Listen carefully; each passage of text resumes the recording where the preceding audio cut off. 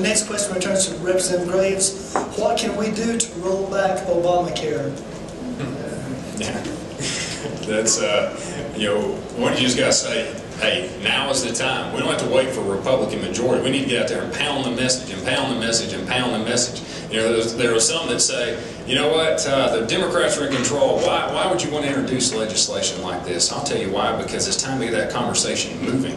When we receive national press as the newest member in Washington, going into Washington from North Georgia, from the small town of Ranger, and saying it's time to defund the largest takeover of the private sector in the history of this nation, that gets news. And it begins that conversation, and it's time to begin that conversation, because it's that three-step process of defunding, repealing, and then replacing.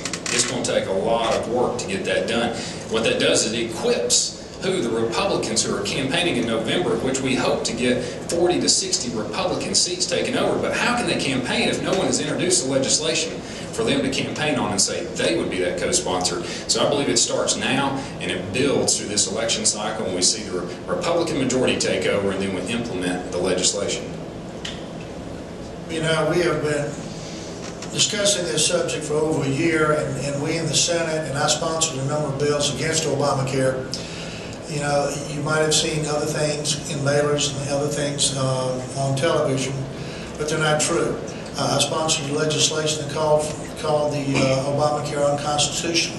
Also sponsored legislation that declared the rights of Georgians to have their own decisions. Actually, in the 1990s, testified in committees, state and House committees, against Clinton Care. Remember Clinton Care?